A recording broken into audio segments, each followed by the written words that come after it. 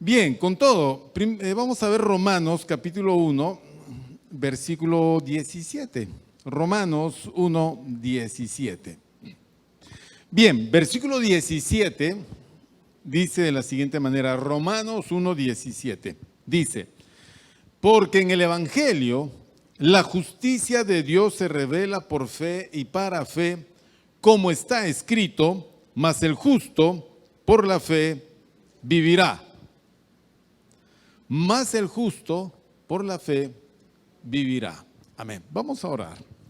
Vamos a dar las gracias al Señor. Amado Padre, queremos agradecerte en el nombre de Jesucristo, tu Hijo, la bendición de estar en este lugar y compartir estos minutos juntamente con mis hermanos en la meditación de tu palabra, esperando que tú nos hables y nos enseñes, nos des a conocer como siempre te lo hemos pedido, Señor, tu voluntad. Abre nuestra mente y abre nuestros oídos.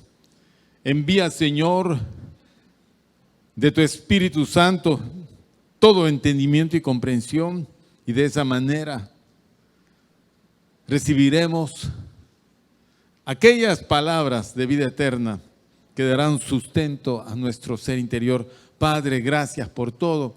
Tú eres Señor en los cielos y en la tierra. Tú tienes control de reinos, de hombres y de la creación. En el nombre de Jesús, gracias por todo. Y queremos ahora pedirte que nos hables, dejando en tus manos nuestra confianza y nuestra seguridad. Gracias por todo. En el nombre de Jesús. Amén. Bien, el apóstol Pablo, vamos a regresar después a este texto, pero el apóstol Pablo hace en este versículo 17 una cita del Antiguo Testamento que está en el libro de Habacuc, libro del profeta Habacuc, capítulo 2, versículo 4, mas el justo por la fe vivirá. Bien. Versículos como este no es fácil de entender, los leemos muy rápido y pasamos a otros textos que nos es más familiar. Eso hacemos mucho en nuestra lectura bíblica y nos genera pues vacíos de comprensión. Pero lo que Pablo está citando acá, de entrada a esta su extensa epístola, es algo fundamental para nosotros. El justo por la fe vivirá. Y no es algo que él haya, el Señor le haya mostrado para que él escribiese de esta manera, sino que es algo que él ya sabía de su conocimiento de las Escrituras, del libro del profeta Habacuc. Es decir, quien entendió esto y así lo escribió primero fue Habacuc. Después Pablo lo cita acá en Romanos, después en Gálatas y creo que también se cita en Hebreos. Y uno se pregunta, bueno, ¿y por qué razón dijo Habacuc tal cosa? El justo por la fe vivirá. No sé si usted habrá leído el libro de Habacuc. Permítame decir que lo dudo. Pero aún así lo haya leído, es muy difícil que lo haya entendido. Y normal, porque las Escrituras no se pueden leer en algunos pasajes y algunas porciones de forma muy fácil. Uno necesita un poco como adentrarse a ciertos elementos históricos para poder entender por qué escribió tal o cual cosa. Le voy a comentar, porque para eso estamos. Para eso hemos venido, pero déjeme que encuentre a Habacuc, pues se me ha escondido por acá. Acá está Habacuc. A ver, estos tiempos para nosotros son tiempos, le decimos, entre comillas, complicados y difíciles. No hemos tenido en años situaciones tan difíciles como una pandemia. Todavía seguimos dentro de la gran pandemia del 2019, ya van 4 años. No ha desaparecido el peligro, en algunos países ha rebrotado el virus por ciertas situaciones y condiciones. Es decir, en el mundo todavía hay problemas con respecto al COVID. Bueno. Pero nosotros los peruanos medio que ya nos hemos acostumbrado y andamos como que ya pasó el asunto. Algunos, otros no. Pero saliendo de eso, se nos vino este asunto, que es la convulsión social. Cosa difícil, porque ya van como 58 muertos, sin contar los heridos. Y a pesar de, o sea, sumado a la convulsión social, tenemos nosotros una inestabilidad política atroz, atroz. Y aparejado con esto, tenemos intereses de distintos lados que confluyen, pues, en el, digamos, en el marco político, porque no puede ser de otra manera, ¿no? Antes era la violencia desatada por Sendero Luminoso, abierta y declaradamente. Obviamente perdieron esa guerra a un altísimo costo. Hoy esa guerra ya no se lleva de esa manera, se lleva de otra manera. El asunto, como siempre, es la captura del poder. ¿Quién finalmente tendrá el poder en el Perú? Poder político, poder económico. Todos nuestros congresistas, hay que decirlo sinceramente, son pocos los que están allí para servir al electorado. La mayoría de ellos están por capturar una posición de poder. Y los candidatos a la presidencia de la República, idem. Porque toda persona que asume una ambición de poder siempre va a defender un interés económico, un interés ideológico, puede ser hasta un interés religioso. En otros países, por ejemplo, como los musulmanes, se mezclan estas cosas, siendo, digamos, prioritario el religioso. O sea, el musulmán es su política y su economía, todo está primado por la religión. En nuestro país no es así. El interés económico y político es lo que se ambiciona. Por eso es todo este asunto. Eso no es porque los pobres o porque no hay comida. Este es un engaño, esto es una mentira. No se engañe usted. A una señora que marchaba le preguntaron, ¿por qué marcha usted? Y dijo, marchamos para sacar a Dina Paucar del Congreso. Pues Dina Paucar es una cantante folclórica y ella no está en el Congreso. Bueno, puede ser que la señora se haya confundido, Dina, Paucar y Boluarte. Bueno, pues la cosa era por ahí, Congreso, Palacio, bueno, el asunto marchemos, ya. Eso es aprovecharse de la gente. Bueno, yo no voy a decir quién está bien, quién está mal, ese es otro tema. ¿Okay? Yo le voy a decir es esto, que la gente, usted habrá recibido seguramente en su WhatsApp, en sus redes sociales, comentarios de todo tipo, ¿no es cierto? A favor de unos, a favor de otros, en contra aquí, en contra allá, insultos, fotografías y toda una situación, bueno, todo. Entonces, el creyente se sienta y se pregunta, ¿qué está pasando? O sea, tú tienes que preguntarte, ¿qué está pasando? Porque si tú te enchufas a los noticieros, a Willax y a todos los noticieros y a Canal N y a todos, entonces tú vas a entrar a la psicosis de la realidad que estás viendo. ¿Entiendes? Y eso te va a generar, porque son malas nuevas, te va a generar a ti miedos, temores, desconfianzas, enojos, te vas a polarizar hacia un lado y vas a empezar a odiar a cierta gente y a insultar a otra gente. Bien. Esa es la posición nuestra, es así como nosotros debemos de pensar, digamos, de entre comillas, participar de esta situación. ¿Cómo es? ¿Cómo debemos de hacer? ¿Cómo debemos de ver? Habacuc vivió en tiempos, este profeta vivió en tiempos peores que los nuestros. Peores.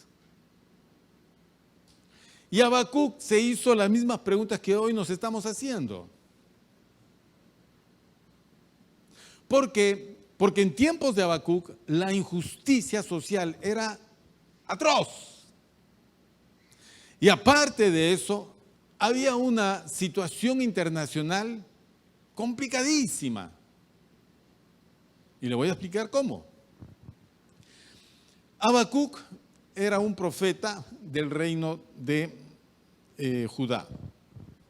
Le tocó vivir en tiempos cuando los babilonios emergen como imperio y conquistan a los asirios, que habían tenido hasta ese momento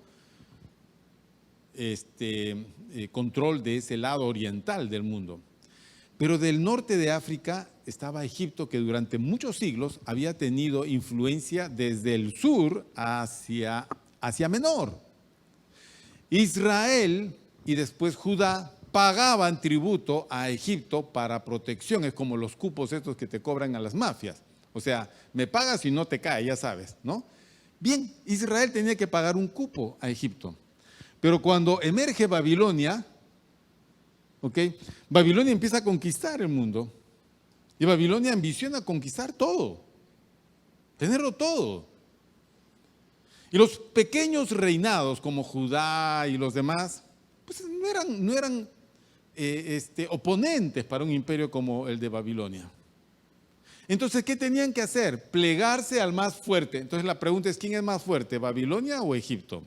Bien, los reyes de Judá estaban muy ligados a los egipcios, muy ligados, por cuestiones históricas, por pactos, por matrimonios y por todo. Por ejemplo, Salomón se casó pues con la hija de Faraón, con una egipcia, para hacer alianza con los egipcios. De esa manera, Salomón tenía de respaldo pues a Egipto, y Egipto nunca iba a atacar, digamos, Israel. Cosas así. Pero en este tiempo la inseguridad era tal afuera, la inseguridad política, y dentro no lo era menos. ¿Por qué? Porque Judea había salido de una situación muy complicada en lo espiritual, con reyes malos, que habían contaminado la ciudad, y había entrado un rey de los mejores que habían tenido, que se llamaba Josías. Y el profeta vio que con Josías podía resurgir la espiritualidad de la nación, y eso era, Josías estaba haciendo reformas. Pero cuando Babilonia se acerca hacia Judea, Josías siente que tiene que ir a pelear. Y Egipto también sale. Bueno, finalmente los babilonios ganan a los egipcios, pierde la pelea Josías, y Josías muere en el campo de batalla. Y la esperanza de restauración de la nación murió con Josías. Porque los que se levantaron después de él como reyes, puestos por Babilonia, fueron pésimos. Entonces Habacuc empieza a ver que todo el mundo interno de la nación se empieza a desmoronar en lo social, en lo económico, las injusticias. Los ricos se hacen más ricos, los pobres son explotados, las viudas y los huérfanos son explotados. O sea, no hay aquí quien pueda rescatar esta nación. Todo es trampa, todo es robo, todo es corrupción. Entonces Habacuc se pregunta, Señor, ¿qué es lo que pasa? ¿Qué es lo que está pasando en esta nación? Este es tu pueblo. Habacuc, al parecer, fue un levita. ¿Cómo es que se concluye esto? Es por el estilo de su escrito. Al parecer, Habacuc era un levita cantor del templo. ¿Okay? Entonces él estaba muy ligado a las cuestiones de culto y a las cuestiones espirituales. Y él, cuando empieza a profetizar, él profetiza como cantando. Y por ejemplo, los ayes, en el capítulo 2, ay del que codicia injusta ganancia para su casa, por ejemplo, dice versículo 9, para poner en alto su nido, para escaparse del poder del mal. Todas esas situaciones él la hace como si fuera un canto sarcástico. Bueno, la pregunta del profeta tiene pues una respuesta divina. ¿Ok? Y la respuesta divina es que finalmente el justo por la fe vivirá. No es por la economía, ni es por el gobierno, ni es por su juventud, ni es por lo que usted quiera. Por cualquier mérito que usted quiera añadir a esta lista. Sino que el justo, por la fe, vivirá. Eso es lo que finalmente concluye Habacuc. Y eso fue lo que pasó, porque a la larga vino Babilonia y conquistó Jerusalén, no la destruyó, puso un rey que después se rebeló, Babilonia regresó, conquistó la ciudad, la destruyó. O sea, políticamente desapareció esa nación. Porque Babilonia la arrasó. Destruyó el templo, destruyó los muros, se llevó a toda la casa real. Al rey primero degolló a toda su familia y después le sacaron los ojos, le pusieron cadenas y se lo llevaron a Babilonia a morir allá, a comer debajo de la mesa del rey como si fuera un perro. Toda la desgracia se dio, pero Dios seguía insistiendo que el justo por la fe vivirá. ¿Y cómo es esto? Bueno, vamos a dejar la historia de Habacuc y nos vamos donde Pablo, que es el texto que hemos leído, Romanos 1:17, para los que acaban de llegar. Otra vez, vamos, Romanos 1:17.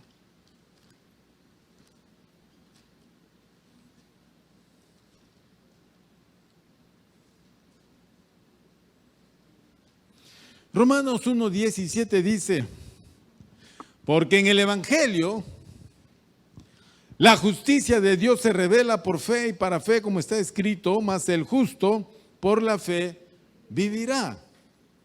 Entonces, lo que está haciendo Pablo de entrada es resaltar un elemento que es fundamental para la vida del creyente, y ese elemento es la fe. ¿Ok? Es tan básico que es fundamental para todo creyente entender que si no empieza a trabajar el ámbito de su fe, no va a poder hacer absolutamente nada como creyente. Porque el justo por la fe vivirá. Nada. Entonces, Pablo dice de esta manera, vamos a regresar un poquito a lo que el versículo quiere darnos a entender. Mire usted, en la iglesia cristiana, tiene, por ejemplo acá, tenemos la tarea de trabajar el desarrollo de su fe. Usted está acá por su fe. Porque de acá usted no recibe dinero, ni se lleva una bolsa de víveres. ¿No es cierto? Porque toda la gente que marcha, hasta en videos hemos visto que le dan sus sobres de dinero para que vayan a marchar. Acá usted no viene por ningún sobre, más bien viene a dejar su sobre. Que es al revés. Entonces, cosa extraña, ¿no? Cosa extraña. Entonces, te preguntan, oye, en lugar de recibir, tú vas allá a dar. ¿Por qué? Entonces tú inmediatamente sacas de la fe una respuesta. Porque más bienaventurado, ¿es qué? ¿Es dar qué? Pues yo no sé si usted cree eso. No creo. Perdóneme que no, la verdad que no. Porque si usted cuando pasa la bolsa da un sol, usted no cree ese versículo. No es la pura verdad. Porque si es más bienaventurado, es más dichoso dar que recibir, ¿por qué damos tan poco? Porque todavía arrastras el concepto de la limosna. Porque en tu corazón todavía estás dando limosna, no ofrenda. ¿Ah? Cuando una madre amamanta a su hijo, lo agarra al niño que está con hambre y se lo pega al pecho, le dice, solo 10 segundos. ¿Eso le dice? ¿Qué dicen ustedes, mamás? ¿Ah? ¿Cuánto rato lo tiene ahí? Hasta que el gordo se llene, pues. Pero el gordo no se llena con un pecho, hay que pasarlo al otro pecho y si al final está rebalsando el niño. ¿Ha visto qué bueno es dar? Porque cuando la mamá da, el hijo crece. Claro. Un bebito debe de crecer por mes más o menos 1 kilo durante su primer año. Pero hay niños que llegan 300 gramos, 200 gramos, es porque tiene deficiencia alimentaria. Puede ser que la mamá tiene o muy poca leche, o su leche es de baja calidad, o sencillamente es una tacaña que no quiere dar leche porque le arruina la estética, entonces le da pues otro tipo de cosas, ¿no? Fe. ¿Por qué hemos venido? Algunos hermanos posiblemente hayan tenido temor de las marchas y han dicho, no, yo no vengo. Pues es peligroso.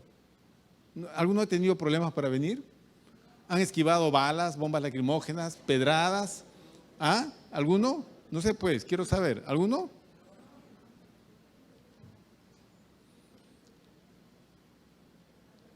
Pero algunos hermanos han dicho ir al centro es peligroso.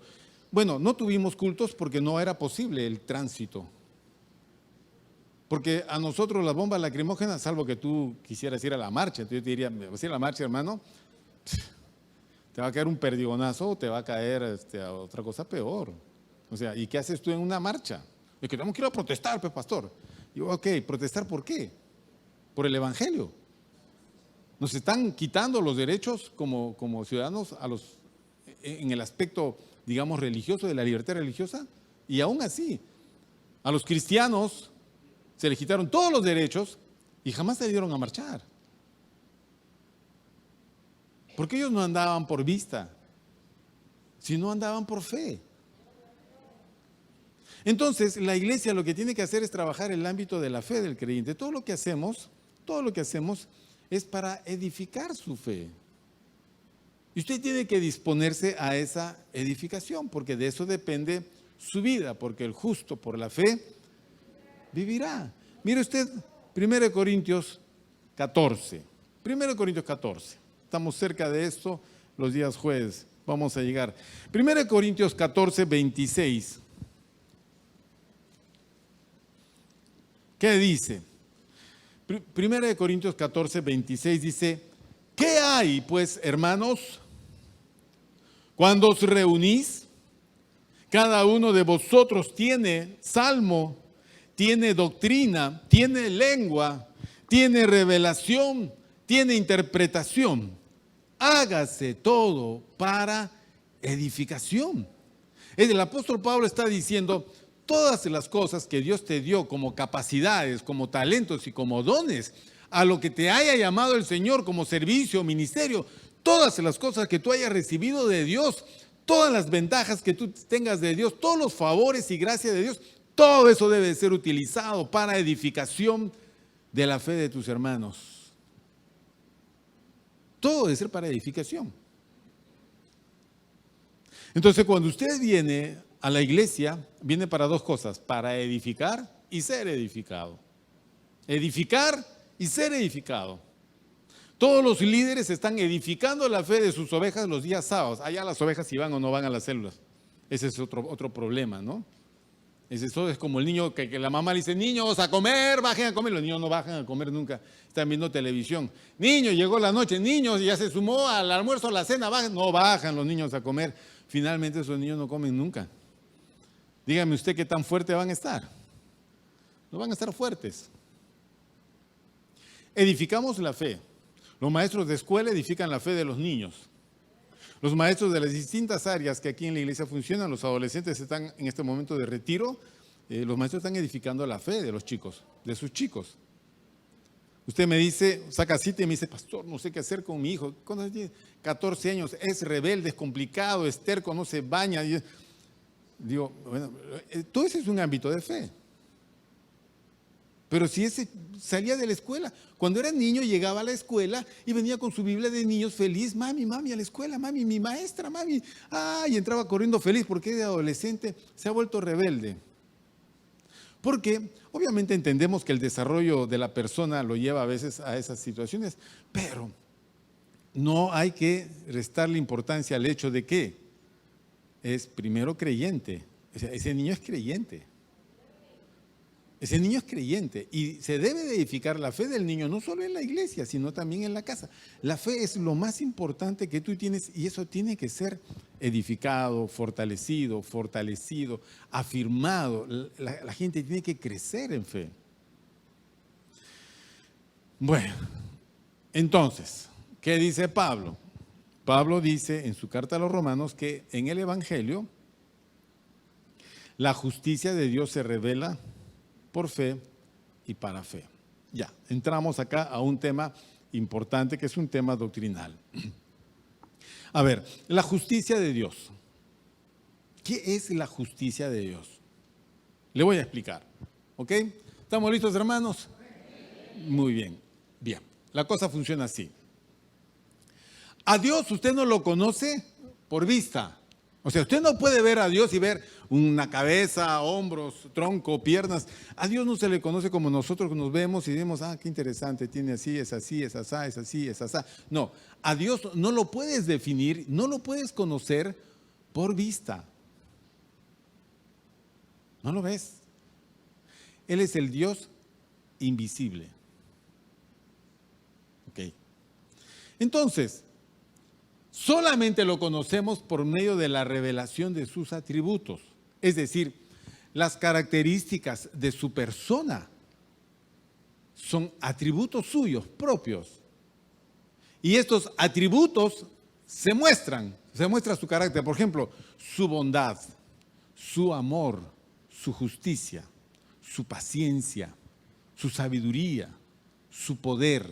Todas estas cosas sí se hacen visibles. ¿Cuándo se hacen visibles?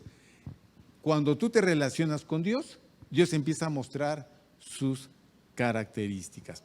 Te lo explico de otra manera. Tú te cruzas con un montón de gente y tú no sabes cómo es la gente, pero empiezas a conocer a la gente cuando tú te relacionas con la gente. Entonces tú vas entendiendo cómo es esta persona. Es paciente, impaciente, es amable, no es amable, es así y es así. Vas conociendo sus caracteres, sus características personales, su carácter, en la medida que te vas relacionando. Pero, por otro lado, tú ves una persona. En el caso de Dios, no la ves, no ves a la persona.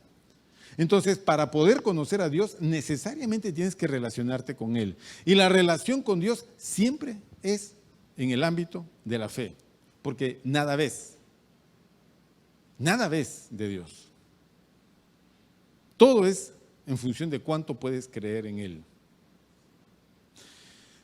Bueno, la justicia de Dios, que es un atributo esencial de Dios. Solo Dios es justo, nadie más. Esencial es que es primordial en Él, es esencial. Ok, bien. Entonces Dios es justo y siendo Él justo, Dios comparte su justicia para ser justos. Dios imparte ese atributo. Pero la manera como lo imparte, eso es lo especial. Y te voy a explicar por qué. Porque como estamos hablando de la relación de Dios con el hombre no puede conocer a Dios. Porque Dios está alejado del hombre en todo sentido. El hombre conoce lo que ve. El hombre entiende lo que puede analizar, estudiar y tocar. Pero Dios no puede ser ni visto, ni medido, ni pesado, ni estudiado, ni analizado, ni medido con instrumentos. Entonces, ¿cómo podemos conocer a un Dios que no podemos analizar? Lo que necesitamos es que Dios se muestre a nosotros, se llama revelación, que Dios se revele a nosotros, que Dios se muestre a nosotros. Es la única manera, por la condición en que nosotros estamos, como somos seres caídos. Nuestra capacidad espiritual ha sido anulada por el pecado. Necesitamos de todas maneras que Dios nos revele su presencia, dada nuestra incapacidad. Para eso Dios utiliza un evangelio. El evangelio revela la justicia de Dios. El evangelio revela que Dios es justo, y más, que Dios es bueno, y más, que Dios es misericordioso, y mucho más, que Dios nos ama. De tal manera amó Dios al mundo. Eso lo sabemos por el evangelio. El evangelio revela a Dios. Todo lo que Dios es y todo lo que Dios tiene para nosotros. Nosotros no lo sabíamos. Viéndolo, analizando, jamás íbamos a encontrar ninguna promesa de Dios.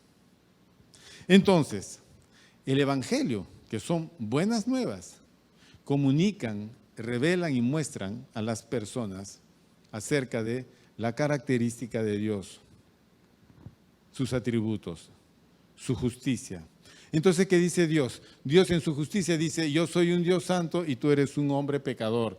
Entonces, como yo soy un Dios santo, recto y justo, no puedo tener comunión contigo. Entonces, tengo que tratar de comunicar esta mi justicia, mi rectitud, ¿no es cierto? mi santidad lo tengo que comunicar al hombre para que el hombre pueda ser santo, justo también, y así podamos nosotros tener vínculo. Ok, no se puede pues. Para que eso pueda ser posible, primero hay que resolver el problema del pecado del hombre. Entonces Dios revela su justicia en la persona de Jesucristo. Jesucristo es el medio que permite que la justicia de Dios pueda ser transferida al hombre. No por derecho, sino por gracia. Entonces, nosotros somos justos no porque seamos buenos. No somos justos no porque seamos supercampeones o porque nos portamos rectamente o porque nuestros pensamientos son blancos. No, nosotros somos justos delante de Dios porque Dios nos ha imputado su justicia a través de la persona de Jesucristo. Todo en un ámbito de fe. Por eso que toda persona que quiere llegar a Dios y quiere conocer a Dios, primero tiene que acercarse a Jesucristo y confesar y reconocer. ¿Te das cuenta que todo es fe? Entonces Dios revela su justicia. ¿Y cómo la revela? Dice, por fe y para fe. Por fe y para fe. ¿Y esto cómo lo entendemos? ¿Ah? ¿Cómo lo entendemos? Aquí yo se lo voy a enseñar. Es así. Proviene de la fe y produce fe de forma continua. Repito, proviene de la fe. Para yo empezar una relación con Dios, el primer paso es fe. Yo no la puedo generar, porque en la condición de pecador en la que yo me encuentro, no puedo generar fe, no puedo, es imposible. La fe para agradar a Dios no está en mí. La fe científica, sí, yo puedo tener una fe científica, una fe racional, una fe humana, pero la fe de Dios no puedo. Entonces, Dios tiene que impartirme de su fe. Ese momento de vinculación con Dios nace de esa fe que Dios me imparte. El día que usted llegó por primera vez a Jesucristo fue porque Dios impartió fe en su corazón. Y a partir de ese momento y de esa fe, la fe empezó a fluir de forma constante. Por eso necesitamos edificar nuestra fe, fortalecer nuestra fe, porque el justo por la fe vivirá. El día que usted va perdiendo la fe, va perdiendo todo. Todo. Porque las promesas de Dios hallan su cumplimiento solo por la fe. Solo por la fe. Vamos a ver esto. ¿Dónde estás? Está en 2 Corintios. Vamos, 2 Corintios. Capítulo 5. A ver. Vamos a ver. 2 Corintios capítulo 5, exactamente.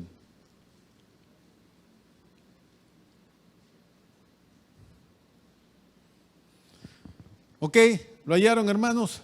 No fue difícil. Está un poquito más adelante la carta a los romanos. ¿No? Romanos, 1 Corintios, 2 Corintios, capítulo 5, versículo 7.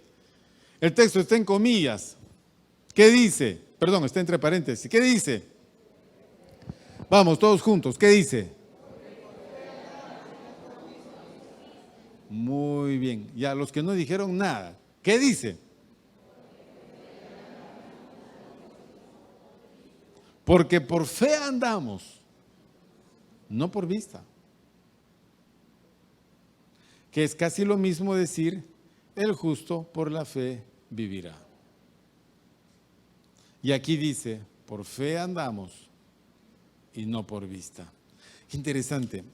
Vamos también con la explicación.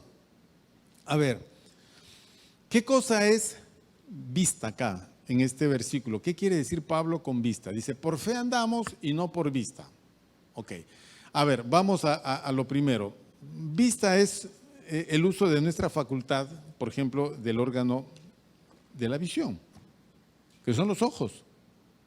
Una persona que no tiene ojos, que ha sido privado de este órgano, entonces la persona no ve.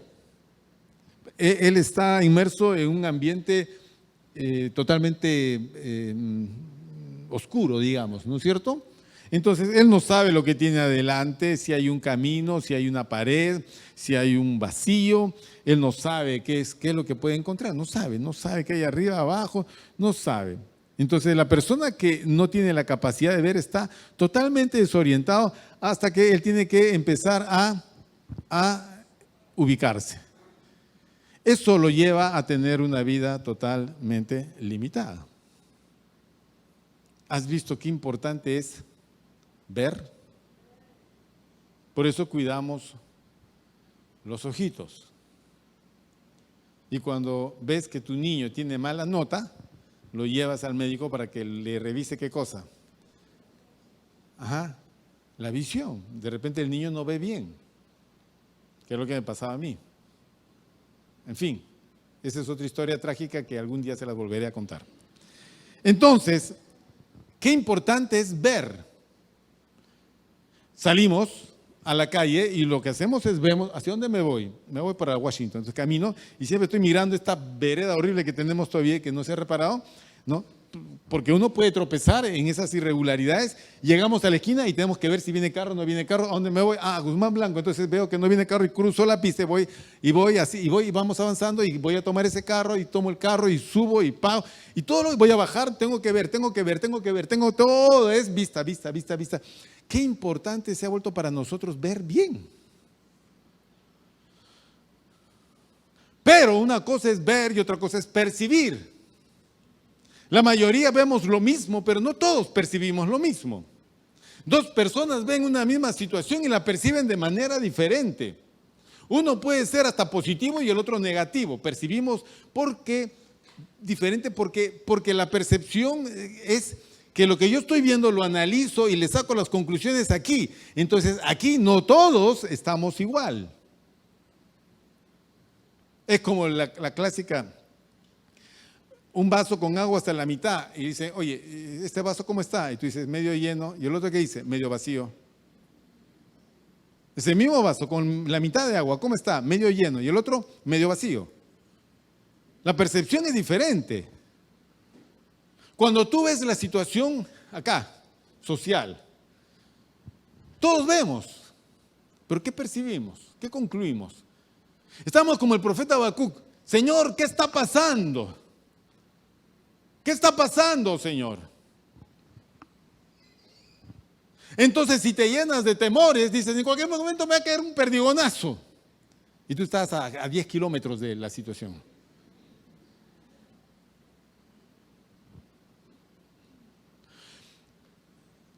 En el Evangelio, escúcheme bien, en la vida cristiana, andar significa vivir. Tú no vives por medio de tu percepción sensorial y tus conclusiones intelectuales. No. Nosotros nos hemos acostumbrado a vivir considerando las cosas dentro de esa perspectiva. Por ejemplo, seguridad, dinero, salud, bienestar. Si no tengo estas cosas, estoy mal. Si las tengo, estoy feliz. Esa percepción es un error, porque tú no sabes en qué momento la vida se tuerce o hace un giro inesperado. No lo sabes.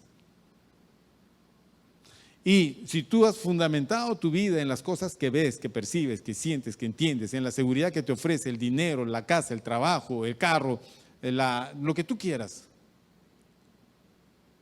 entonces se desmorona. Tu vida se desmorona. Pablo dice que ellos no andaban por vista, sino por fe. Lo cual significa que andar por fe Básicamente significa, yo ando no mirando las cosas que se ven, sino mirando las cosas que no se ven. Y esa es la capacidad que nosotros por la fe tenemos que desarrollar. Mirar las cosas que no se ven. Fíjense, hermanos, que todo lo que nosotros hablamos y todo lo que sostenemos no se ve. Por ejemplo, ¿alguno de ustedes ha visto el cielo? ¿Ah? ¿Han visto el cielo? Tienen que responder. Niños, ¿han visto el cielo? ¿Quién dijo sí? Por Dios, me asusta.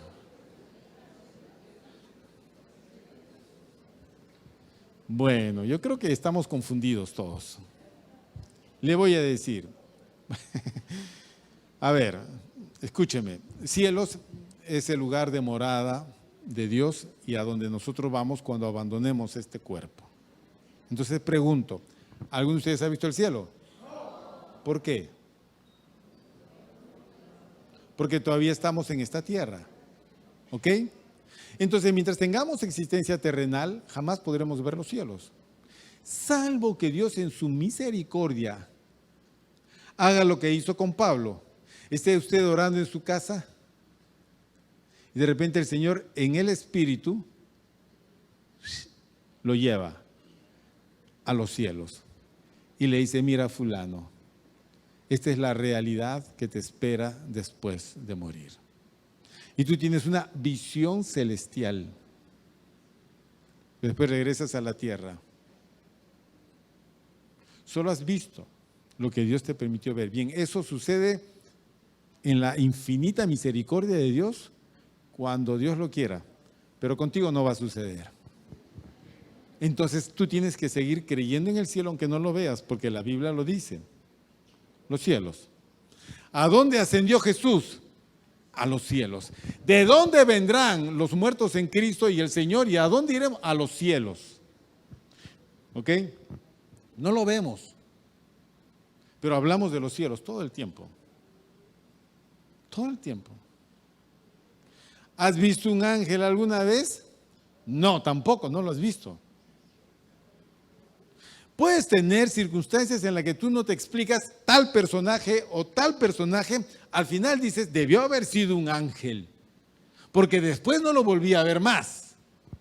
Es muy posible que haya sido un ángel, pero un ángel así, alto, túnica blanca, una cabellera así más o menos, toda frondosa, con unas alas esplendorosas, en tu vida has visto. En tu vida. Sin embargo, hay millones de ángeles que nos rodean y nos guardan y nos ayudan. Y así hablamos de cosas que nosotros no vemos ni oímos. Por ejemplo, cantamos. ¿Ok? Cantamos. Miren que el cantar, que es el alabar al Señor, el adorar al Señor, es un acto de fe. Para que yo pueda acceder a la bendición de vincularme con Dios en la alabanza, en la adoración, yo necesito fe. Por ejemplo, yo no puedo cantar así.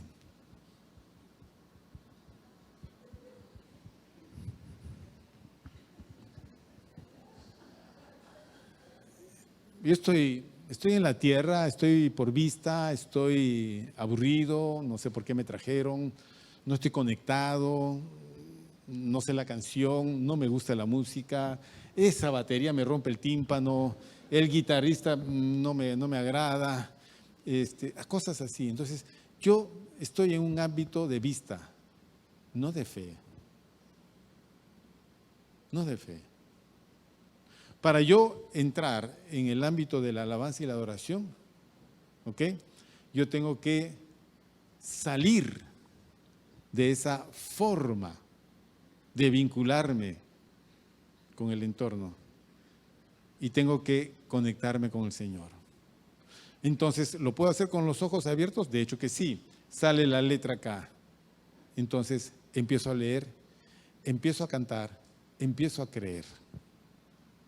Ok, pueden pasar las personas, pero yo tengo puesta mi mirada en las cosas que estoy diciendo. yo las estoy creyendo. Las estoy creyendo. Al margen del género musical, al margen de lo que fuere, es el ámbito de la adoración y la alabanza. No tiene que ser al agrado de mi carne, no tiene que ser al agrado de mi carne. Tiene que ser en el ámbito de mi fe. Entonces empiezo a creer. Bien, dinero. Estamos tan ligados al dinero que nos es imposible pensar que podemos vivir sin dinero. Entonces, cuando no hay dinero, no hay fe. Cuando no hay dinero, no hay alegría, no hay paz, hay turbación, no voy a la iglesia, no puedo hacer, no puedo comprar, me siento infeliz porque no hay dinero, no puedo. Pero el dinero no puede tener más poder en tu vida que la fe. Porque finalmente el proveedor de todas las cosas, dice tu teología, es Dios. Dios provee el alimento, la seguridad, la salud, el dinero. El dinero. Pero nosotros estamos muy acostumbrados a andar por vista, no por fe. Y Pablo dice, porque por fe andamos y no por vista. Es decir, estos hombres predicaron el evangelio andando y viviendo de una manera totalmente diferente a la que nosotros andamos y vivimos. Ellos andaron por fe, no confiaban en las cosas terrenales, no tenían sustento económico, no tenían el respaldo de una denominación, no tenían el favor de las autoridades. A veces hasta los mismos hermanos eran muy complicados. Y sin embargo ellos siguieron predicando el evangelio porque lo único que ellos veían era a Dios que los había llamado. Ellos andaban por fe, no por vista. Nosotros andamos por vista porque andamos considerando todas las cosas de nuestro alrededor. Por eso que siempre tropezamos en los ámbitos de fe. Y cuando hay alguna situación que exige que nosotros creamos, no podemos creer, porque estamos muy habituados a andar por vista. Por eso, mis queridos hermanos, necesitamos desarrollar nuestra fe, nuestra vida de fe. Usted lee la Biblia por la fe. Si usted lee poca Biblia es porque usted casi no tiene fe. Su fe es inexistente. Su fe es inexistente. Es como el niño anémico. No come y es más débil porque justamente no come. Y no come porque es débil. Se hace un círculo vicioso. La mayoría de los creyentes son anémicos espirituales porque como no leen Biblia no tienen fe y no tienen fe, por lo tanto no van a la Biblia. Todos lo hacen en el ámbito de la vista, en el ámbito de los recursos materiales. Si estoy contento voy a la iglesia, si me pongo triste no voy a la iglesia. Si tengo dinero estoy feliz, si no tengo dinero estoy enojado. Si estoy así, así, si estoy así, si me parece bien, si no estoy así. No podemos vivir por la fe. Y el justo por la fe tiene que vivir. Todas las cosas van a fluir de la fe. Por eso estamos en lo que se denomina la escuela de Dios, pues. Habacuc estuvo en la escuela de Dios, que era su tiempo. Nosotros estamos en nuestra escuela. ¿Usted cree que Dios no tiene control de todo esto? ¿Qué es esto para Dios? A veces te encuentras con cristianos que hablan de conspiraciones, ¿no es cierto? Las conspiraciones en el mundo, dicen así. Lo mismo que sucedió en el Perú fue lo que sucedió en Ecuador, sucedió en Chile, sucedió en Bolivia, sucedió en Argentina, sucedió aquí. Es decir, hay un interés mundial que primero con así, ya así, ya acuya. Bueno, está bien, pues, ¿no? Para los que quieren creer en las conspiraciones, pero al margen de todo, tu hoja de ruta no te la va a dar un mensaje de WhatsApp. Te la va a dar el calendario escatológico que tú tienes en tu Biblia. Entonces, para mí es así. Le voy a explicar. Para mí es así. Todo confluye a la revelación del anticristo. Hacia eso vamos todos. Entonces, seas un gobierno de derecha, de izquierda, de centro, seas un gobierno radical, o seas un gobierno así o asá, o como tú quieras, todos los gobiernos mundiales tienen que trabajar en favor de un líder mundial que se llama el anticristo. Todas las leyes internacionales, la economía, la globalización, en todos los aspectos, termina allí. Eso nosotros no lo vamos a poder cambiar. No podemos cristianizar al Perú, solo tenemos que evangelizar el Perú. No podemos cristianizar el mundo. El mundo entero está bajo el maligno. No se puede. Lo que tenemos que hacer es rescatar a las personas. No podemos llenar el Congreso con 130 cristianos para que todo este país cambie y poner un presidente con puros ministros cristianos. Eso no sucede. Y poner eso es una aberración. Eso no se hace así. No se puede hacer. Nosotros tenemos que ver las cosas que no se ven. Y esas cosas que no se ven están escritas en esta Biblia. Y es las cosas que tenemos que conocer. Vamos a recorrer la Biblia. Judas 20. Bien, a ver, Judas 20 dice: pero vosotros, amados, edificándoos sobre vuestra santísima fe, orando en el Espíritu Santo, conservaos en el amor de Dios, esperando la misericordia de nuestro Señor Jesucristo para vida eterna. Interesante lo que dice Judas, porque habla acerca de estar edificados sobre nuestra santísima fe. O sea, los cristianos tenemos que edificar nuestra fe y conservarnos en el amor de Dios. ¿Ok? Miren ustedes, Hechos capítulo 16. Retrocedamos rápidamente a Hechos 16. ¿Qué dice?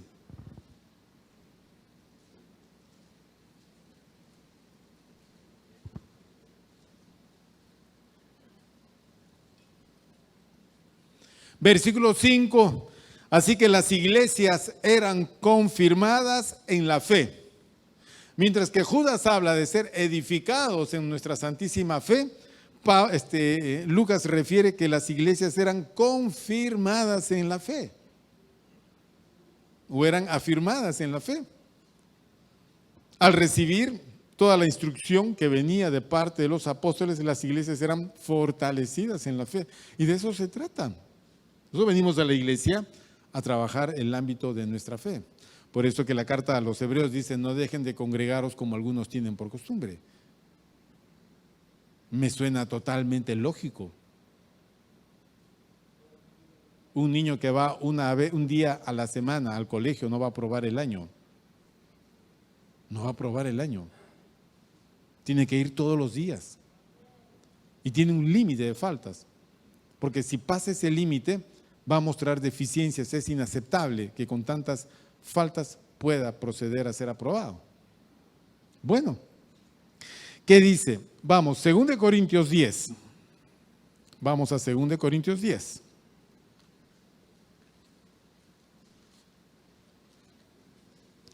Segundo de Corintios 10,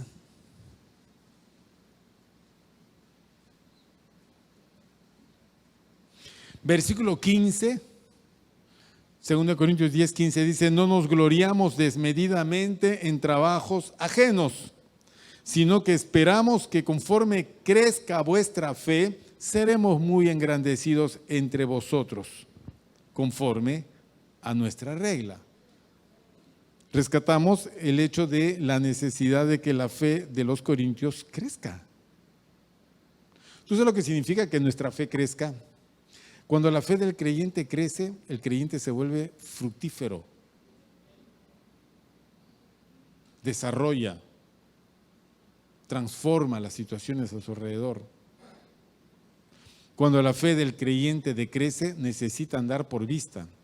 Entonces vienen los errores, los tropiezos, las confusiones. Pablo le habla a los tesalonicenses de una fe que crece. Alaba esa fe que crece. Pablo le dice a Tito, refiere acerca de sanos en la fe. Necesitamos ser sanos en la fe. La fe tiene que ser saludable para que pueda ser una fe que crezca, una fe que produzca. Para eso venimos, mis queridos hermanos, para desarrollar nuestra fe.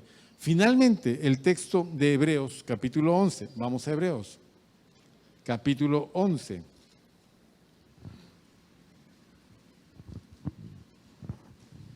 Que dice en el versículo 6, 11:6, dice, pero sin fe es imposible agradar a Dios. No dice sin dinero, dice sin fe.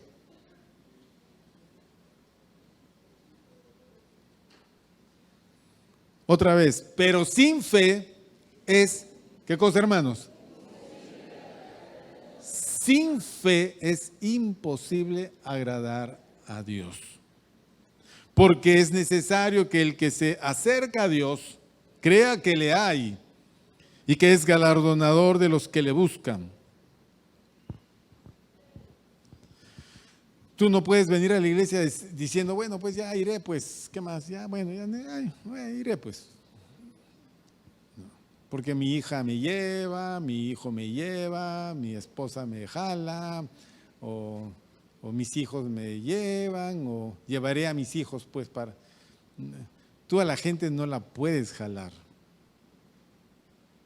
No se puede. Puedes orar por las personas para que empiecen a tener inquietudes espirituales y pueda despertar el hambre espiritual. La única manera de poder crecer y ser fortalecido en la fe es a través de la palabra de Dios. Entonces la persona, antes de vincularse con el noticiero y ver las bombas lacrimógenas, tiene que mirar primero las promesas de Dios, lo que Dios dice, lo que el Señor enseña.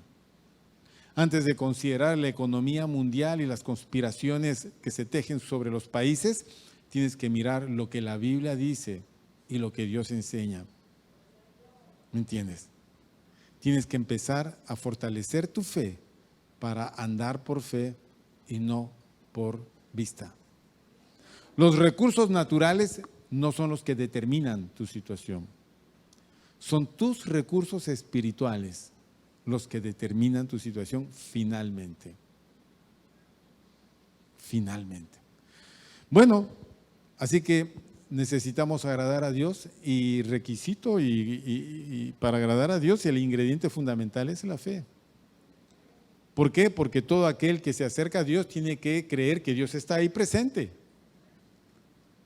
Y que Dios, estando presente, galardona a los que le buscan. Porque si tú te acercas a Dios, la Biblia dice Dios se acerca a ti. Y si tú te humillas delante de Dios, Dios te va a exaltar. Si tú te alejas de Dios, ¿qué hace Dios? Se aleja de ti. En el ámbito de la fe, yo me enojo con mi hermano, no puedo acercarme a Dios. Es imposible desarrollar una relación con Dios porque estoy enojado con mi hermano. Mi ámbito de fe se ha contaminado, se ha destruido con el enojo, con la ira, con el prejuicio, con el rencor, con la amargura. Todas las personas que abrigan estas cosas en su corazón no desarrollan fe jamás. No pueden caminar en fe. ¿Han visto ustedes la sanidad? Para que la sanidad muchas veces se haga efectiva, necesitas perdonar. Porque tienes metido en el corazón un montón de espinas de amargura. Por esto, por aquello, por aquí y por allá. Desde tu infancia tienes amarguras, tu adolescencia, tu juventud, en la familia, en el trabajo, en la sociedad. Tienes situaciones que te han atormentado, que te molestan, por tu forma, por tu figura, por todo. Entonces, para vivir saludablemente y entrar al ámbito de la fe, necesitas quitar todos los estorbos. Uno de ellos, el enojo, la amargura. Hagan esto. Escúchame, y esto es de fe. Si no hace usted esto, no entiendo qué más podría hacer. Día domingo es día del Señor. Día domingo usted no está para nadie, solo para su Señor. Porque si usted día domingo está para su familia, entonces usted ya tiene una religión hecha con ellos. Usted está para su Señor, porque el lunes usted no viene, martes tampoco viene, miércoles tampoco viene, jueves algunos, viernes no viene, sábado a su célula algunos, Domingo, bueno, esperemos que todos, no todos. Entonces yo pregunto, ¿cuándo edificas tu fe? ¿Cuándo alimentas tu fe? Si en tu casa no abres tu Biblia tiene que estar ahí en tu mesa. Un rato te sientas en tu mesa, abres tu Biblia y te pones a leer Habacuc. El pastor me rayó con Habacuc. A ver qué dice Habacuc. Bien, y si hay alguna cosa de Habacuc que no entiendes, ahí tienes mi número, me escribes. Yo te responderé. Habacuc. ¿Qué dice Habacuc? Por Dios. A ver, echémosle una mirada a Habacuc. Pero déjeme encontrarlo primero. Habacuc se anda escondiendo. La profecía que vio el profeta Habacuc. ¿Hasta cuándo, oh Jehová, clamaré y no oirás? Y daré voces a ti a causa de la violencia y no salvaré. Esto parece el noticiero que vemos todas las noches. ¿Por qué me haces ver iniquidad y haces que vea molestia? Destrucción y violencia están delante de mí, y pleito y contienda se levantan. Por lo cual la ley es debilitada y el juicio no sale según la verdad. Por cuanto el impío asedia al justo, por eso sale torcida la justicia. Necesito volver a las Escrituras. Así no entienda. Mi fe empieza a ser edificada. Porque entro a las preocupaciones de estos hombres que fueron resueltas por el Señor. Así que, mis queridos hermanos, necesitamos trabajar nuestra fe. Recuerde, el justo por la fe vivirá. ¿Ok? El justo por la fe vivirá. No diga, me voy a morir, me quiero morir, mátame, Señor. No diga, te odio, vete. No diga, ojalá se mueran todos esos. Empecemos a cambiar nuestras frases, nuestras declaraciones. Sí, es posible que en algún momento de crisis alguno pues tenga pensamientos medios de estos, ¿no? Pero son esos momentos difíciles, como cuando Elías se fue a morir a la cueva en el Sinaí. Quería morir el hombre porque estaba solo. No, no estaba solo. Dios estaba con él. Miren, Dios estaba con él. Así que Dios lo animó y lo volvió a mandar al trabajo. Hay mucho que hacer, Elías, para venir a este lugar. Mis queridos hermanos, vamos a ponernos de pie, por favor, y vamos a cerrar nuestros ojos.